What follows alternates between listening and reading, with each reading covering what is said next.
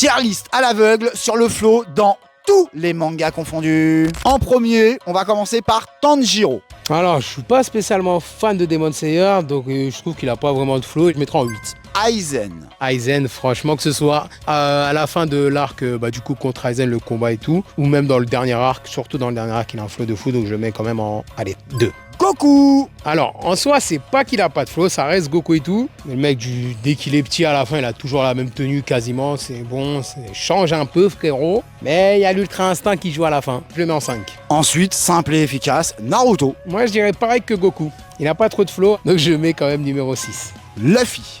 Ouais, pareil, lui aussi, il a pas de flow, mais je le mets en 7.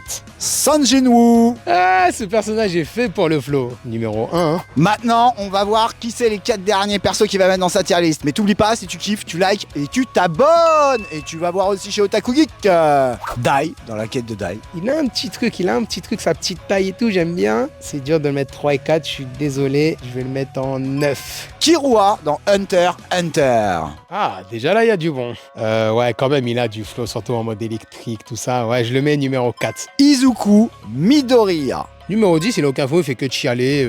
Et pour le dernier personnage, c'était Natsu. Voilà, donc il va pas avoir trop le choix, il va se retrouver numéro 3. T'en penses quoi? Bah déjà, Natsu en 3, ça va, je l'aurais mis en 3, clairement. Même si j'avoue, peut-être Kirua au-dessus, peut-être. Après, Natsu, quand même, il a un petit flow et tout. Donc, on va dire, c'est plus ces deux-là, Kirua et Natsu. J'ai un petit truc, mais en soi, je kiffe mon classement. Otaku Geek a donc bien kiffé son petit classement. Pour toi, c'est pas à l'aveugle, donc tu me dis ça en commentaire. Et en même temps, tu me dis qu'est-ce que tu penses de son classement sur le float. Et moi, je te dis rendez-vous au prochain tome.